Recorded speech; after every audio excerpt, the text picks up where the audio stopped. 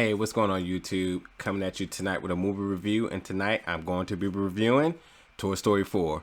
So, I gotta say, Toy Story 3 is one of my favorite movies as of more or less my adult years. And before I even talk about Toy Story 4, I immediately thought that Toy Story 3 was it was a tearjerker for me. Like grown man feels, Toy Story 3 did it for me, and I would have been completely fine with that being the end of Toy Stories. So immediately upon hearing that they were going to do a Toy Story 4, I was a little bit on the reserve side. I was just like, do we need that? And I gotta tell you, like, this was a great movie. Brought to you obviously by Disney and the people at Pixar.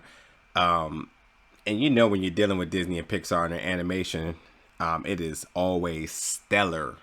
Amazing visuals out the gate.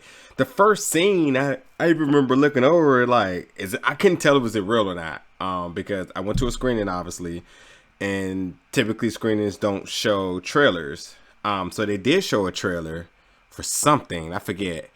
And then immediately after that, it went to the movie. But that first opening scene of the water hitting the ground on the street and then coming up, scaling the side of the house, it looks so realistic. I mean, Disney and Pixar, they obviously haven't been sleeping around. Like the animation got progressively better. You drastically tell the difference between Toy Story 3 and Toy Story 4. But Toy Story 4, it was a really great movie. So a couple of things I want to talk about before I get into the plot. Number one, the legendary and the iconic and Don Rickles, who passed away in 2017, who is the voice for Mr. Potato Head. Once he passed away, you kind of always wonder, how do people's how do they handle the situation? How do they handle his role, his voicing, and not many lines, but it was a lot of archived voice work that I looked to find out, and it was good. So, that's something a lot of people, I know when you go into movies, you always want to wonder, how does that work? They did fine by that. And also when you're considering the story too, the story also, considering where 3 left off at and how do we get to this point, the story is handled really well, really well as well too. I enjoyed it, and I thought that just looking around, before I even look at down some of my notes about some of this, I'm looking around, there was jokes provided for all ranges. I mean, grown people laughing, older, like older people than my age, typically, grandparents and stuff, kids, everybody felt all the emotions, the laughters, the awe, the suspense, the disappointment in some of the scenes. This movie really did it. It got a standing ovation afterwards. Tons of people were happy with this. I'm also too, while I'm thinking about it, there's mid credits and there's an after credits, and I'll talk about it a little bit later in this review. But definitely you want to keep that butt in the seat, because the mid credits and after credits are hilarious. So I think one thing, upon going to this movie, I knew about a couple of the voice acting roles, but a lot of obviously the characters we've grown up over the years in the Toy Story franchise are reprised their roles. Tim Allen, Tom Hanks, of course. So those people are there, and then the new characters. If you've heard a lot of these voices, and obviously some voices much more recent than a lot of other voices as well, but if you take time to actually look at all the people, the voice acting work in this movie, you're going to be so surprised, because it's such a stellar cast, and God, was everybody good. So just name a few people real quick, and I'll talk about their characters later again in this review. But Keanu Reeves in this movie, he kills it. I mean, Keanu Reeves can't miss this year. On all fronts, Keanu Reeves is doing it. Obviously, John Wick 3, and I forget the name of the Netflix movie that he's in, but he's killing it in all accounts. Christina Hendricks is in this. Jordan Peele is in this, and obviously Jordan can't. I ain't gonna say can't, but Jordan obviously has to have his partner in Keenen Michael Keyes. Betty White is in this movie.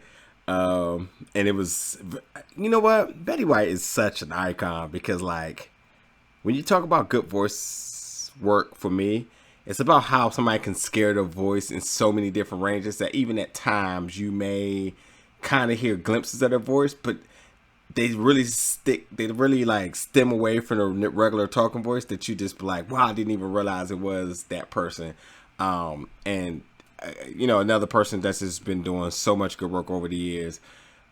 The biggest the biggest person I got to talk about as far as voice acting work is Tony Hale. Now, he plays the character Forky, who is the new character in this movie, and oh my goodness, absolutely hilarious.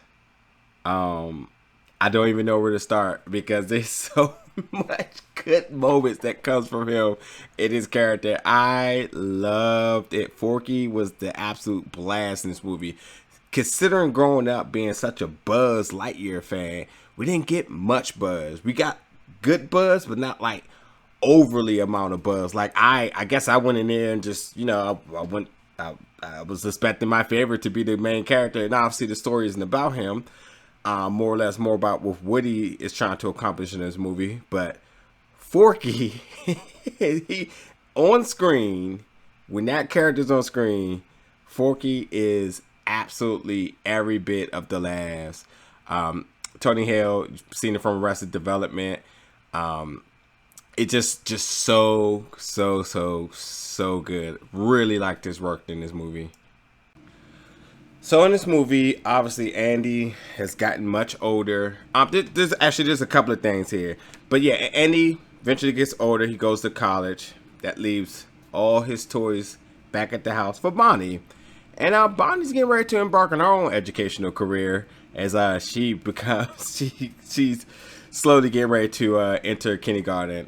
But she starts off at orientation, which it was so cute. First of all, let me talk about Bonnie. Her eyes are so innocent, and it's such like it's symbolic for who she is, because she's just so curious, and like those innocent eyes is such a portrayal to the little girl and how big the world is, and knowing that she's curious and she's embarking on this journey. The toys who's always been in the house never realize how big the world is as well. They've always had their kid. They've always kind of been really sheltered. But considering that she's now going to school, they ready to take on the road with her. So she goes to school, orientation. You know, kids are kind of mean. She makes her new toy, comes back, brings the toy back home. Woody obviously Woody bears the responsibility in this movie in being the helper. He wants to fix everything. He wants to feel important. I mean, that's just literally who he's been. He doesn't have much left because, you know, his kid and got old. Now Bonnie's his kid, but now he's left in the closet at times. You know, he's kind of not an afterthought, but he's not priority. You know, some days he gets playtime, some days he's in the closet, but he always tries to do the right thing, keep everybody together. And you know, he's seen a moment when Bonnie didn't want to go to school. He decided to sneak away to go with her, and this is when she creates her. He helps her by giving her the supplies in kind of in a stealthy way, and then she ended up building, which, you know, he felt was trash, but Woody says, no, you're a toy, in the creation of Forky. And that's where it all begins, because, you know, since she just went to an orientation and she did good, and she likes it, the family said, hey, you got a week before school, we're going to hit the road. And then that's where the journey begins, as the old toys with Forky now goes out and they go on an adventure where at this point now they get a glimpse of how big the world is, and that's where everything all takes off. So Woody's always had this sworn importance in his life of, again, being the primary toy, kind of like the room general, making sure everybody's in their place and everything's all set up and so forth. And again, he's kind of losing his purpose a little bit because he's just not the priority toy like he used to be. But at the same time, he tries to keep orders, tries to stay relevant, and he makes it clear to Forky that you're important. You made Bonnie happy. You made her want to go to school. You gave her this excitement, this smile that before she even went, that it wasn't there. And Forky obviously made from a scrap spork in the trash can and some other little arts and craft things. That not only that, Bonnie labeled him with his foot. That made him a toy. And Forky's like, oh, well, I'm really not a toy. I'm just trash. And you see the two of them while Woody's trying to teach him, and Forky's like, I don't want to be a toy, and just keeps trying to escape. But when I say escape, not just run away, he tries to go back to his origins. And you see a lot in this movie of Forky trying to escape to the trash can, and it is some of the funniest things ever. I genuinely, it's so good. Like, a good chunk of this movie, you see him escaping, and it's just so good. And even Woody has a moment where he's like, I don't remember being this hard when I was younger, or back then. So it's really good. But Woody, being the person he is, he never gives up, and he just tries to stay really ambitious and trying to fulfill the mission here. But at the same time, too, he misses Andy. He comes to the realization that he used to be the main person now, and is now he's just kind of like assisting in the sort. And there's moments where you kind of sympathize to Woody because his primary kid is now an adult, and he misses him, and you see a lot of the emotions generated in the things he does. He missed the purpose. He missed having that main purpose and being a primary person of running the room. But in the beginning of the movie, you see a moment. Woody, everyone knows Woody's love interest in little Bo Peep. And in the beginning of the movie, they got separated because she got taken away. When she got taken away, she eventually gets, she goes out into the world herself. So she's been out in the world for almost 10 years. But I think she said 7 years in it. But upon this journey of Woody and the other toys and Bonnie, Woody sees something that reminds him of Bo, makes him go look for it. It's an antique shop. This is the antique shop because he's looking for his Bo. He knows he's driven by two things. He's driven by his love for Bo and doing the right thing for the kids. And even though that's his sworn accession to make sure that Bonnie's okay, Bo is the only staple in that in that journey and in that mission. But he does see something that reminds on it, which is in the antique shop, which at this point now is where you're getting introduced to some more characters. One of the characters I got to talk about is this character Vincent. He's a mob, like one of those dummies with the spinning head and stuff like that. Scary as hell, and all the kids are going to have nightmares from this because, it's like legit scary. Like the way how they present it and the things they do and the way it walks and it's all funny, wigglies out. Oh my God, it's good stuff. But man, I know the kids are gonna. Oh boy, I can tell you for me in the theater there was a ton of kids, and when Vincent was on the screen, it was solid. I can say it was definitely it was solid. But Vincent was a protector of another toy, Gabby Gabby, who Gabby Gabby was the toy that's been in. She was the defective toy from Break. Really cute girl doll that's never got a chance because she had a defective voice box. Woody has a voice box that worked. She wants Woody's voice box, and it seems like a really vigilant plan, because she just wants it, but she realized without her voice box, no kid is gonna want her. She's never had a kid, so her mission is to try to get Woody's voice box. Woody's there to look for Bo, which also comes with the expense of Forky being captured. And this is where the whole journey goes. And Bo eventually surfaces, and Bo is, because she's been out in so long, she knows how to run and maneuver because she is a lost toy. But she finds that as a positive thing because she gets to be around more than one kid, and she gets to go out on her own, and she loves being free. And she's not technically lost, as she says. She has her purpose, and she's never going to be in the closet, and she's never going to be forgetting because she's just going to move around for survival. And you see the whole journey of that all comes about. But at the same time too, the chemistry between Bo and Woody, you see the dynamics and the different angles of like what their original like missions were, where it was like, hey, having a kid is the only thing you can do to be successful, and Gabby thinks that because she's never had it, and Bo is like, well, you don't have to because you could be a lost toy, you can have numerous kids, you're gonna make numerous kids happy and so forth. So you see a lot of that going on in the and while the plot is continuing throughout the movie.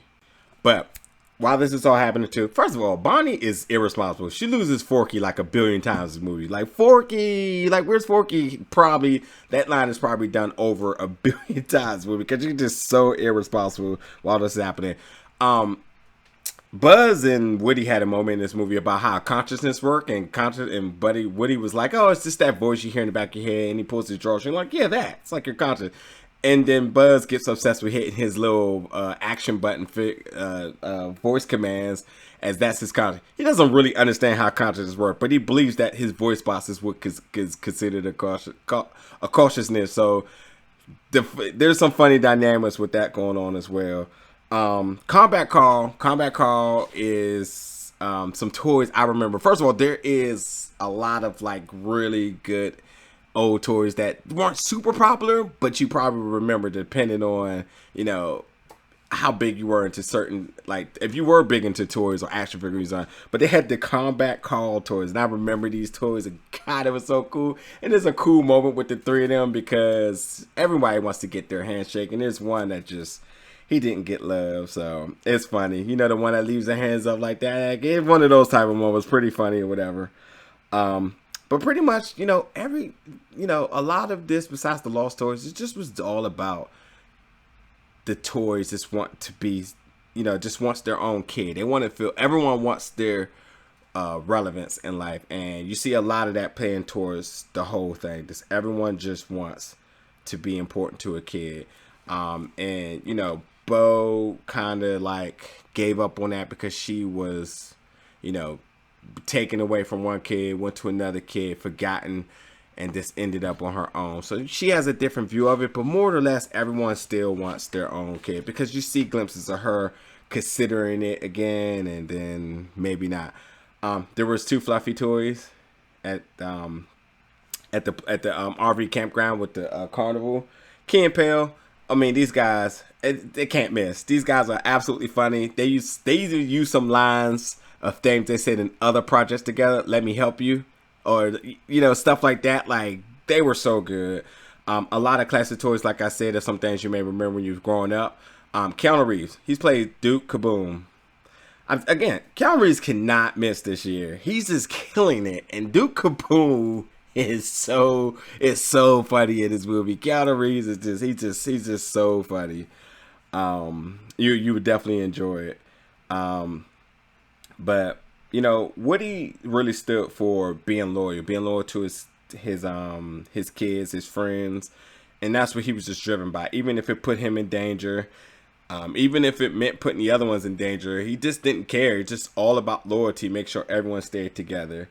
But more or less, this movie was good. It got reactions from all ages. Everyone was enjoying this. And I say reactions, not just laugh, but like suspense, jumping from the scary toys, and even some disappointments in certain scenes. There was a lot of fillers. You've seen Toy Story 3, you know how this works.